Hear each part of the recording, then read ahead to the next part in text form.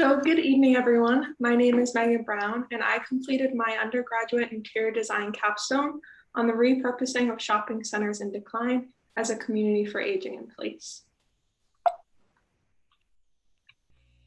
To start, I wanted to introduce myself a bit and more specifically why I chose the topic for this capstone. I am originally from New Hampshire, where a lot of the shopping centers are slowly shutting their doors. Each time my family and I drove past these throughout my time in high school and even through my first few years at RIT, we always wondered, what are they going to do with these buildings once they're empty? My mom and I have been discussing ideas since before I even thought of interior design as a major. So I was very excited this past summer to hear Mary tell us that we were going to be able to choose our capstone project topics. I knew immediately that I wanted to explore the very ideas I had been thinking of for so long. So first, I want to thank my committee members for their guidance and expertise throughout the past 10 months. Without these individuals, this project would not be as successful or as intensive as it turned out. Acting as our thesis chair was Mary Golden, assistant professor and interior design program director here at RIT. And I was also lucky enough to be mentored by Sandra Hodge, principal and interior design director at JSA Design, which is located in Portsmouth, New Hampshire, as well as Todd Liebert, chief executive officer at Clark Patterson Lee here in Rochester, New York. I also wanted to take a moment to thank Jim Warner, Principal Emeritus, also from JSA Design, for acting as a consultant through the research and design phases. Lastly, thank you to Colleen Harrington for taking the time out of your day to be here tonight as the examining scholar. So tonight I'll be going through the 5 phases of my capstone with you all. We started by establishing our overall research question, which translated nicely into our research agenda, which included a literature review as well as primary research that included 2 surveys and interviews. Following the research agenda, which was concluded in the fall semester, we began our creative agendas with a proposal and discussion about location that flowed nicely into the design development phase, which was for a prototype footprint. Lastly, we were tasked with creating our, tying back our design outcomes with the research question and if any further investigation were to be included on the topic. So to begin, this capstone thesis investigates how large-scale mercantile buildings, such as shopping centers and plazas, can be repurposed for aging-in-place communities to create a sense of belonging and well-being for residents. It was important that the term aging in place in regards to this capstone specifically be defined and explored. According to AARP, aging in place is the ability to live in one's own home or community safely, independently, and comfortably, regardless of age, income, or ability level.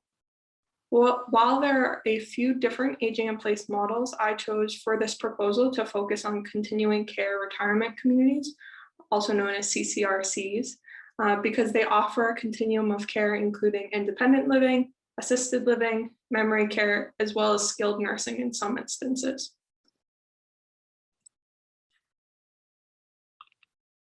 After researching the decline happening in terms of shopping centers and malls, I created these 2 infographics. The left illustrates the estimate from a Time magazine article that 1 in 4 malls will close their doors by the year 2022. The right graph shows the relationship over time, specifically from the creation of the mall in 1956 through the Great Recession of 2008 and to today, between the construction of malls, the demand of malls, and therefore the increase in mall vacancy. So after verifying that there was indeed a major decline in shopping centers, it was important to find out what research had already been done as to what could be used, these empty buildings could be used for. So in a paper written by Sarah Schindler, 4 methods are proposed. These were straight reuse, adaptive reuse, demolition and redevelopment, and demolition and regreening. The method that translated that translated most into this capstone thesis was adaptive reuse, which is the use of surplus structures or land for something different from their original purpose. Upon completing research on the literature that's already out there on the topics covered in this thesis, primary research was performed that included 2 surveys and an interview with an existing senior living community. Based on one of the survey questions asking, what kinds of amenities would you like to see in an aging in place setting? There were a number of results that you can see here, ranging from post offices to pet groomers. And the organization of this chart is the bigger it was, the more popular it was. Some of the most desired amenities from respondents who ranged from ages 18 to 74 were pharmacies, function rooms, walking paths were especially popular, a gym, and a clinic. The second survey that was distributed was concerned with the impact of COVID-19 on the process of aging, as well as on the planning for aging. These 4 responses to the question, how were your aging plans impacted by COVID-19, proved helpful in the development of the final outcomes in terms of amenities to provide, as well as thinking about the management of the overall community.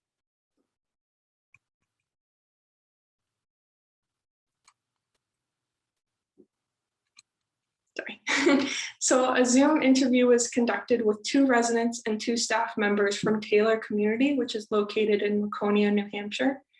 Not only did this conversation aid in the design development in terms of what amenities the residents really enjoyed, but the discussion with the staff members proved incredibly insightful for understanding the importance of a change in the vernacular of aging. The residents particularly noted that in addition to their favorite amenities provided by Taylor Community, which included outdoor pavilions, recreation spaces, and raised garden beds, there was also a love for the relationships that were able to be built between independent livers and assisted livers. In an event that they call coffee hour, independent livers could sit down and chat or reminisce or just build relationships with assisted livers.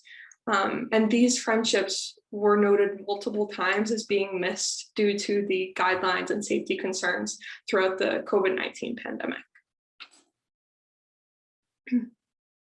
So to transition from the research background for this capstone into the design development, I began with formulating a background on the surrounding areas of the existing footprint that will be used for this prototype. The Fox Run Mall is located in Newington, New Hampshire, which is adjacent to the city of Portsmouth, New Hampshire.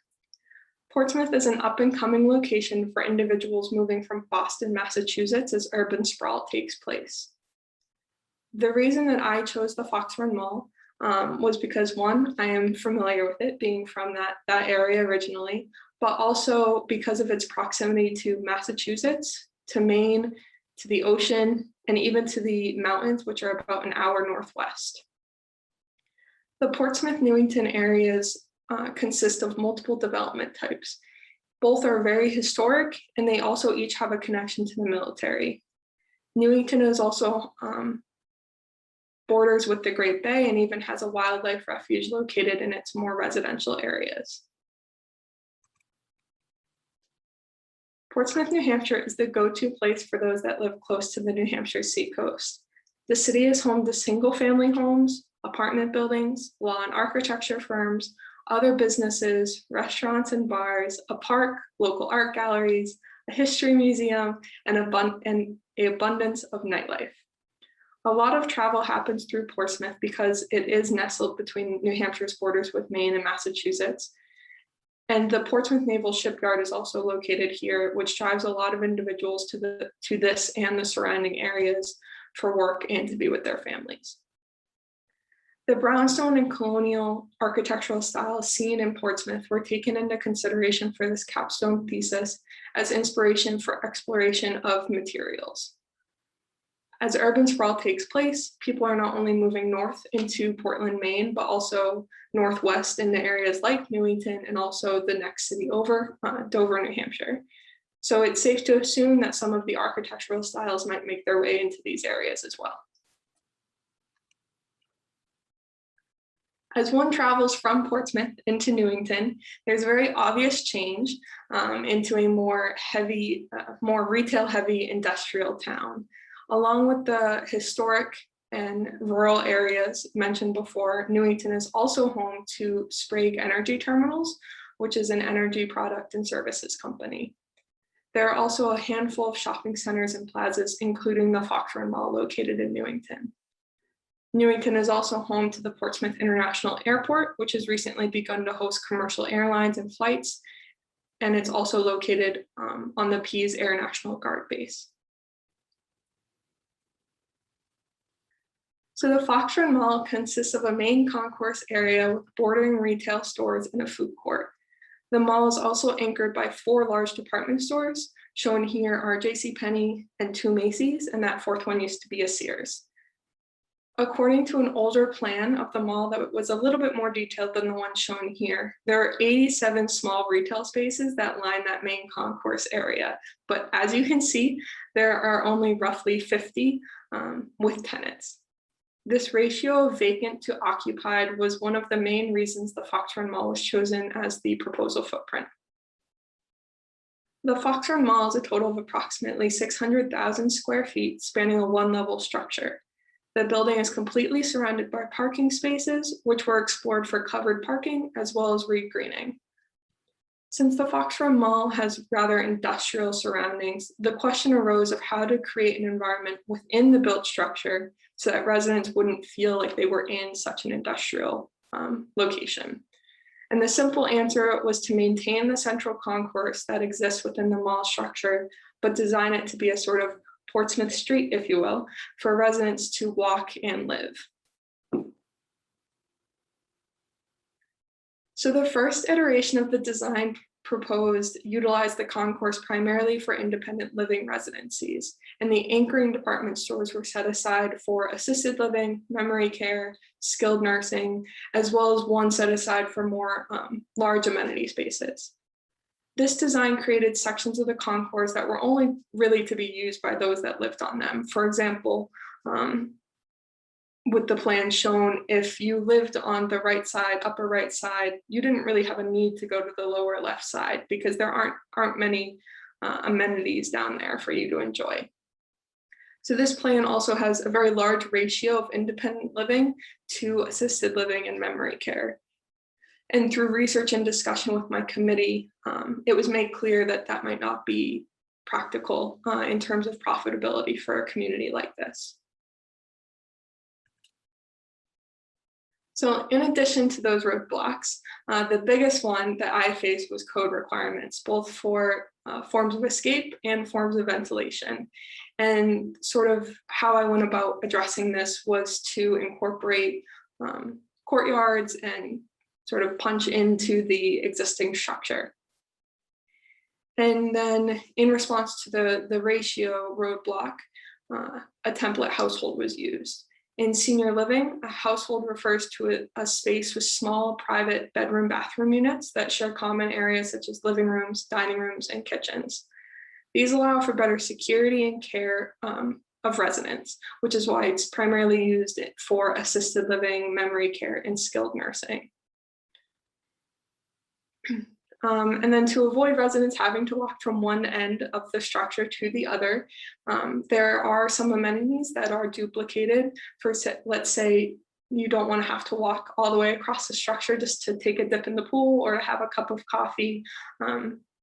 It was explored to have duplicate amenities.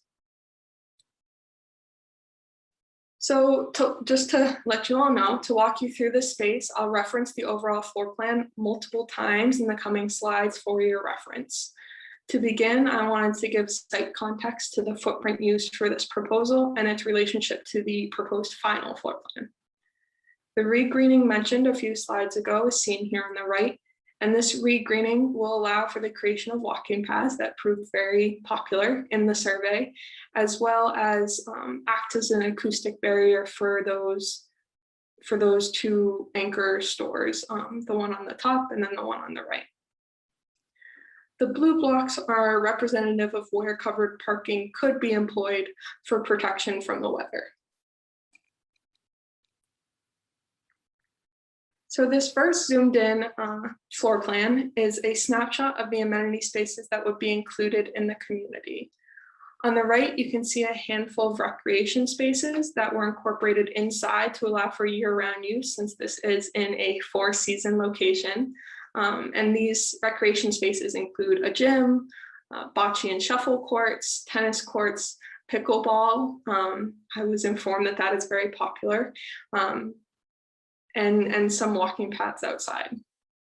Also, on the right section of the structure, sort of in the center of the slide, are other services that could be accessible by the public to help offset some expenses to residents. And these services could include doctor's offices, dentists, eye clinics, a pharmacy is listed here. It could also be a post office. These would all have separate locking entrances located on the interior concourse as well, so that residents wouldn't have to walk all the way outside to access these. Towards the bottom of the slide, you'll see two planned spaces, they're very small here, that are representative of restaurants, cafes, or bars that would be included in the space due to the popularity of these spaces as well in those feedback surveys. Also shown here on the left side of the plan are leasable spaces, much like the kiosks that can be seen in malls today. These are where vendors or individuals could come into the community for a month at a time if it's believed that their product or service would be useful to residents. Other amenities shown here include a movie theater, a small market, hair and nail salons, and also an indoor garden area, which is where raised garden beds could be. And then the commercial kitchen annotated here would help prepare meals for the assisted living, memory care, and skilled nursing suite, in addition to independent livers who might want to take part in that service. So the first set of residencies I'll be showing you is for independent living. As in most continuing care retirement communities, there are a variety of options for independent living. In this plan, there are 1 bedrooms, 2 bedrooms, townhouses, and apartments. The gray areas are indicative of where these would be situated in the overall floor plan, with opportunity for smaller residencies such as studios to be incorporated in the spaces or gaps in between. The inclusion of an intergenerational apartment-style housing complex was inspired by a handful of conversations. First being that interview with Taylor Community, where staff stated that they saw a morale boost when external community came onto their campus for activities such as concerts or conferences. Another conversation that sort of pushed me to include this was conversations with friends of mine that go to the University of New Hampshire, which is actually located about 15 minutes northwest of here. They really said that they would love the opportunity to live in a community like this, not only because of its easy access to their campus, but because they would love the relationships that they could build with the aging residents as well. And then also lastly, in discussion with my committee and through research, it was made apparent that there is a trend in senior living to have these intergenerational little pockets. It's definitely a trend that's happening. So the 1 and 2 bedroom floor plans each have a facade on the exterior of the overall structure, as well as one on that main interior concourse section. The 1 bedroom shown here is vertically oriented to allow for front windows and a large bedroom. The 2 bedroom incorporates a master bedroom and also a 2nd bedroom for either a roommate or if the resident wants family to come and stay with them, grandkids. And the 2 facades allow for easy access to the amenities that are incorporated into that interior concourse area. The 1-level townhouses were the independent living design carried over from that first iteration of the project. These were included as an additional independent living option for individuals who might want a physical separation from that interior courtyard space. These floor plans were modeled into the lower anchor store of the footprint and also have 2 facades. But the difference between this and the other floor plans is that that 2nd facade doesn't happen on that interior concourse, but rather a covered courtyard with even more amenities. So the covered courtyard shown here in gray would be accessible by the entire community via a storefront with a door located on the face of the building, but would be directly accessible by the independent livers in those townhouses by their own back doors. So this covered courtyard would feature even more amenity spaces that would include, but are not limited to by any means, a park area, a dog park, a putting green, other amenities such as those. And since this courtyard is situated within an independent living section of the community, there could also be opportunity for small makeshift roads for golf carts. And these roads would definitely be gated at either end so that residents could go in and out by the swipe of a card or putting in a pin, but wouldn't let anyone else just wander in. This large space shown here would also be an excellent, safe, and secure community gathering space, especially if the need for social distancing continues, or if we face this in the future again, due to its large size and the fact that it's technically outside. It gets that fresh air, that natural ventilation. So since this capstone was focused on continuing care retirement communities, it was important that there be a full continuum of care for residents so that they can transition through these easily if it became necessary. The fact that this footprint allows for all of those spaces to be connected not only makes those transitions easier, but creates a sense of belonging for residents after they've transitioned into the assisted living, memory care, and skilled nursing suite. Not only was the design of this suite in particular important, but so that these residents felt safe, but also the physical transition from the main concourse area into the suite needs to be considered. So the suite includes 6 household models. 4 of them, they're not labeled here, but 4 of them are assisted living households. And then you can see 1 is a memory care household and 1 is a skilled nursing household. Each household has 10 private bedroom bathroom suites, and the overall suite includes a central boulevard with more general amenities as well as a courtyard. The memory care and skilled nursing households were incorporated on the end of this section to allow for easy access from the exterior, both for staff, family, and the occasional need for an ambulance to get close to the door. This also limits other residents from wandering into those areas. These 2 households also have a dedicated section of the central boulevard for a bathing suite, since some of the residents in these households might need aid in those activities, as well as a hair and nail salon and an arts and crafts room. The rest of the central boulevard includes a library, a community room, as well as offices and a lounge for staff. There would be reception desks at each end of the suite to monitor both who is coming in, but more importantly, to monitor who's going out, especially for that memory care unit. It's important because dementia and Alzheimer's residents sort of need close supervision. So as I mentioned a few slides ago, the transition from the main concourse area into the assisted living, memory care, and skilled nursing suite was important to maintain that sense of belonging created within the rest of the community. You don't want a harsh line. You really want residents within this suite to still feel like they're a part of the greater community created within the space. So the design of a park area outside the facade for the suite not only creates a soft, calm entrance, but also allows for residents from the suite to interact with this large area for those coffee hour type events to create relationships with independent livers. As you can see, large skylights were punched into the building to allow for natural lighting into that space. This area, like that covered courtyard, is meant to be a community gathering space where anyone can go to do just about anything, from chatting with friends on benches, to doing yoga in the grass, to reading on the gazebo, or even to watching grandkids make wishes in the fountains. The area is truly meant to create that sense of belonging within this community by giving everyone a place to just be themselves.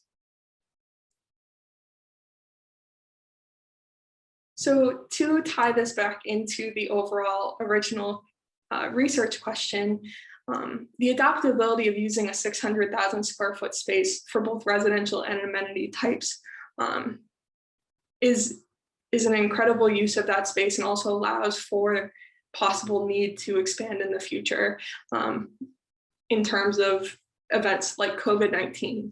And then the continuum of care in one space really creates that easy transition. And then as well as the resiliency via those large gathering spaces. So further investigations for this capstone would definitely include finish explorations in terms of interior, but more importantly, exterior explorations that could tie in that architectural style from the Portsmouth region in particular.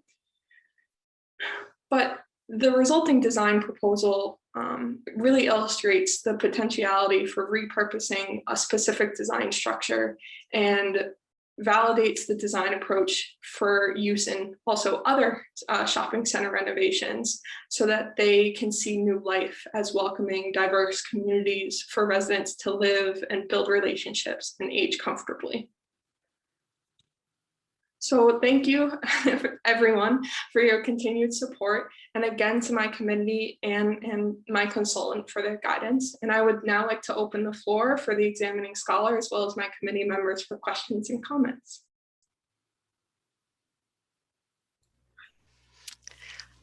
Hi, Megan, thank you so very much. Very brave structure to take on. Such a large space. I am a child of the 80s and the 70s, and shopping malls are near and dear. They're warm and fuzzy in my heart. So the idea of repurposing them, I think, is very interesting. There's so much that we can talk about here about to your point, the potential of what this space could be. And I want to ask you a few questions about further developing and where you might want to go with some of this, and sort of touch on maybe some of the things you mentioned. One of the first things that came to mind, and I saw you start to address this, but the beginning of your manuscript and your thesis sort of talks about the importance of bringing everyone together to create community so that they can connect with each other. And my first thought was, and I'm going to ask this to you, but is this space maybe too big? You know, you started to touch. I had the first reaction when I started to see this of, wow, that's a lot of steps for someone to go. So now we've got two of things, which I think is great, totally a great solution. But now, is that sort of taking, you know, what are your thoughts on, is that detracting from the original concept of bringing people together? Loved seeing the golf cart. It did pop into my head. I'm like, ooh, wouldn't that be a fun solution? But talk to me a little bit about how you're resolving that for yourself in terms of the reuse of this such a big structure to create an intimate environment. Yeah, so I've been speaking with Mary about this design idea actually since June of last year. And when I first discussed it with her, I was really utilizing this tiny little plaza from my hometown, and she mentioned that it might not be big enough, and after doing this, it definitely was not. And I think that I jumped from sort of one end of the spectrum to the other. I think that there was definitely other malls that I could have explored that might have been easier to plan. But my familiarity, I think, with the space was really the driving force for choosing this specific floor plan, and also just the viability of using some of the extra space to address some of the COVID-19 impacts, the ability not only for social distancing, but to incorporate janitorial and maintenance spaces that could have the extra cleaning and sanitizing products that have become very apparent throughout the last year. I think that there was definitely questions of if I had a lot of empty space, but I think that definitely further investigation would be to fill those empty spaces, but I didn't believe that it was necessary to fill every single space on the floor plan, just because it could also be left up to interpretation of the community that moved into this space. I would think, moving forward, start talking or addressing or thinking about, are you creating that sense of community, or that that you had talked about people from assisted living and independent living like meeting up together, but now if they each have their own end to go to, are they really meeting up?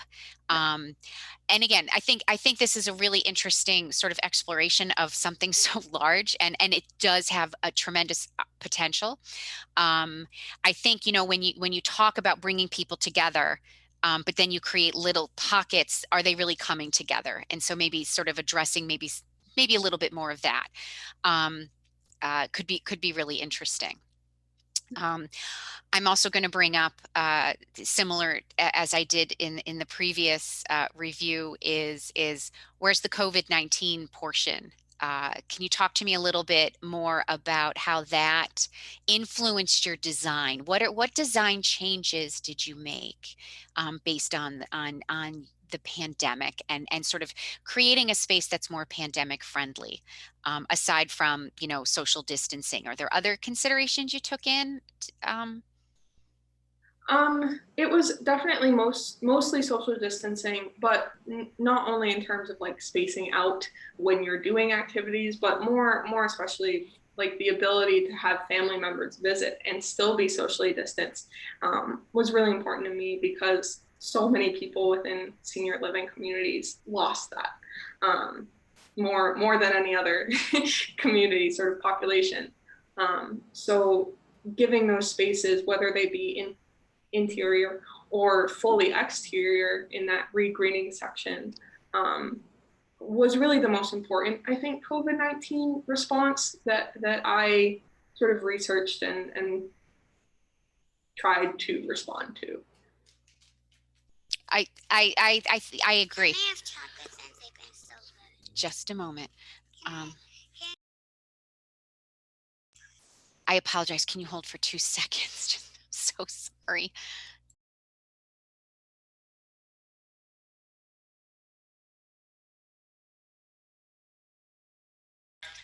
Apologize. I have a 4-year-old who wants chocolate really bad.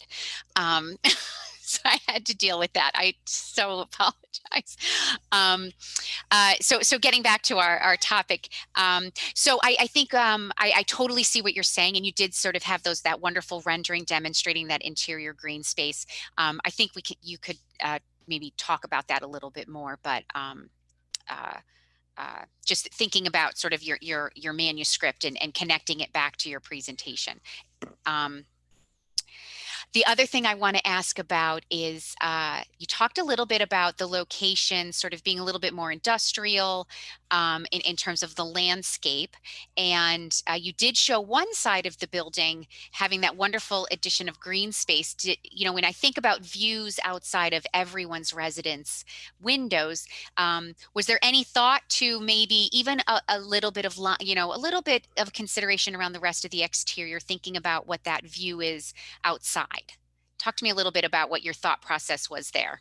Yeah, especially like looking at the floor plan now, I'm like, oh, I could regreen that bottom left corner, and very easily just have parking lots on sort of either diagonal. But it definitely wasn't explored. That initial regreening was just because it's, in terms of the existing location, it's sort of the back of the mall. So that was why that particular section was considered, but definitely plausible that it could be done very easily elsewhere. There is just loads of parking. So definitely can be implemented in other spaces right around those independent living, especially. Yeah, I mean, I think it was a wonderful addition, and I think, if you develop this a little bit further, I would start to think about all of the, as you line all the outside with residences, what are all of their views? What is everyone looking out onto, experientially? It's not, although I think the interior was really nicely sort of thought about, the views from the outside also. Since you touch on it, I think that would be a really great, continue exploration, um, of the space. Um, in terms of, um, well, I don't want to I don't want to deep dive too. I do healthcare, so I could really deep dive, but I won't do that. Um, uh, I will say I got a little lost when you were on your slide about assisted living and memory care and sort of where what areas you were talking about. I thought it was very, very interesting. Um, but possibly, just a little bit more clarity to where you are in your plan and things like that could be, and then some room labeling. There's a few graphic things, but that was not too big of a deal. Um, so I'm looking at my notes. I'm gonna take a pause here, and if Mary, if someone else wants to ask some questions. Sure. I see, Sandra, you're illuminated. If you'd like to share some thoughts, and then we can jump over to Todd and back to Colleen. Sure. I do want to commend Megan. I think that her knowledge of what she's learned in 8 to 10 months on senior living is commendable. I mean, you took on, as Colleen said, a giant project. 600,000 square feet is enormous. And I think you did a good job of learning all the pieces that needed to go into that. So you developed unit plans, which were great, and the household plan as well. And you touched on how households work in the senior living environment, which is great.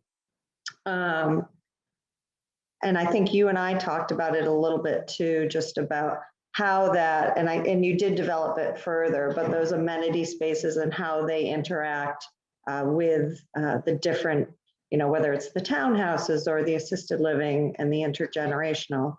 I was happy to see that you sort of further expanded on that.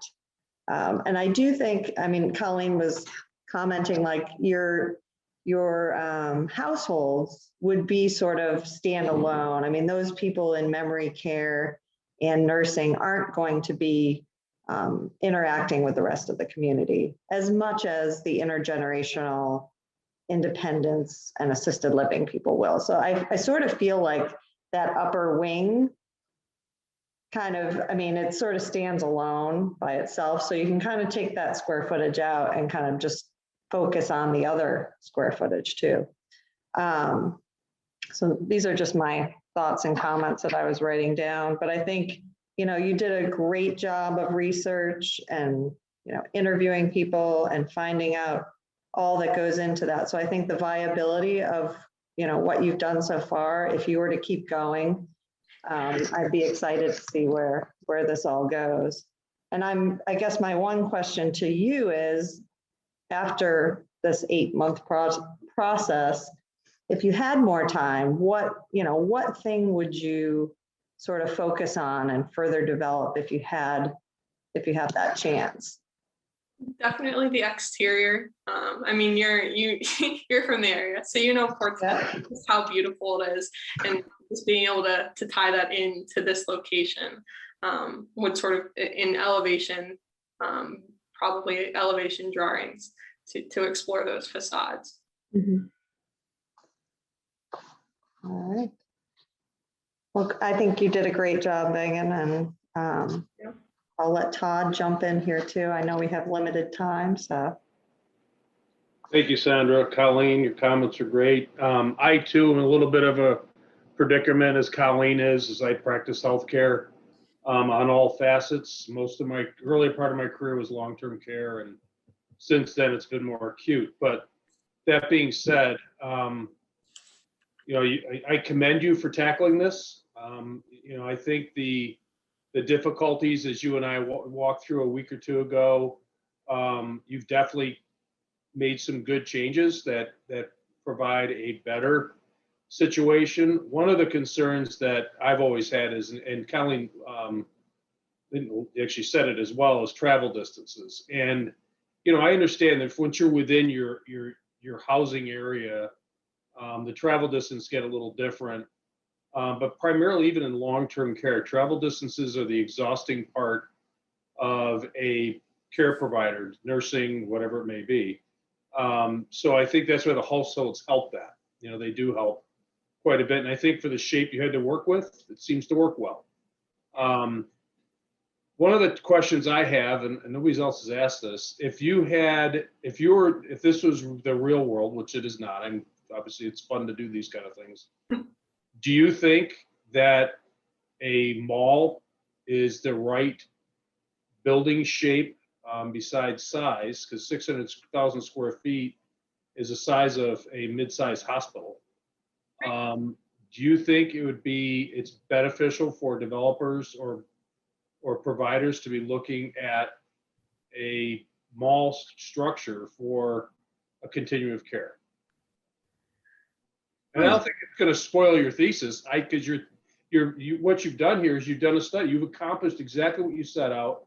The amount you've learned from the first time I talked to you to the last time I talked to you and today is bar none successful. Right? You're very successful. You've accomplished what you needed to. You know what the parts and pieces are. You've put the amenities in. Whether they can be used fully or not, different answer. But I think you've done a tremendous job on your research. So now the question is, do you think it works? I think it's definitely difficult. I mean, especially I was exploring that what is now intergenerational as what would have been those households. Right. And it was so difficult. And I think that is sort of the number one problem that using a mall structure poses, is like those weird shapes. I don't think there's a single mall that I am aware of that is a normal shape. They've got all these weird little jut offs and things like that. So I think that there's opportunities for like plazas maybe could be a more appropriate use, because they're pretty square, rectangles. But yeah, I think that malls definitely pose that number one problem. Okay. I'm not sure of another structure that could be used, sort of repurposed, that could be repurposed. I can't think of anything off the top of my head. Malls are tough to repurpose anyway. I mean, they really are. I mean, the Rondequoit one here, I don't know what it's called now. It was called Rondequoit Metalisa, but you know that one. And Rondequoit, you know, they're putting a large housing addition on the building. And then the town is taking a piece. There's a school of nursing that's moving at another piece, but they didn't use the structure. They may use some of it for amenities, but most of it. But the good news is there was a vast amount of land available to do that as well. So, you know, I think malls have a purpose and a repurpose, and I think this has been a tremendous exercise. And I said, I commend you. It is a very difficult one to tackle.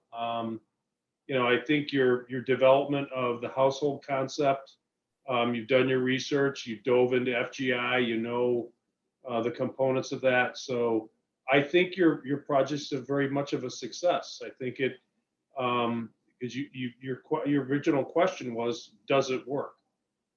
And I think you've answered it very honestly, and I appreciate that. So thank you. Thank you. I yield the floor.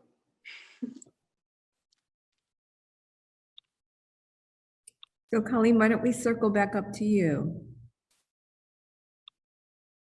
Did you have additional comments? I do. I was just thinking about what Todd was saying, and I feel very compelled by this. I think having gone through this, and now, and understanding the size of it, I think you can still accomplish what you're saying in terms of the reuse. I just don't know if that connectivity, because of the size that you had originally proposed, is as strong of something viable. I think you can get these small pockets of community, but maybe not this cross section of community. I would love to see where else I'm so intrigued by this idea, and I love I would love to see it continue on. I don't know. I think there's a lot of places where it could go. In terms of an idea. And I'm sorry, that was really all. Thank you. I appreciate the feedback.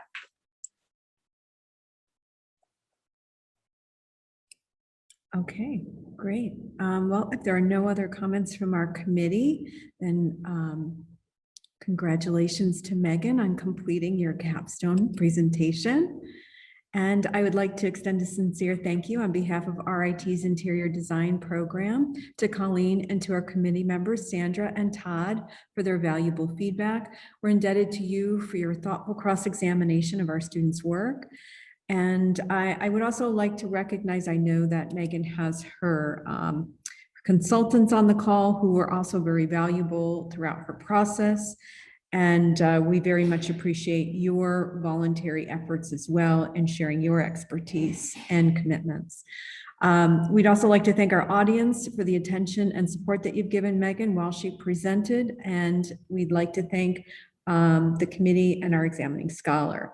So now the committee and examining scholar will enter breakout rooms for the deliberation, and this completes the final oral defense for Megan Brown. So congratulations.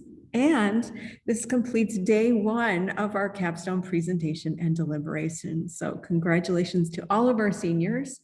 And thank you everybody for joining us today. We have 2 more days of presentations on Friday and Monday. So please visit our capstone website to see what's happening next, and please join us on the call.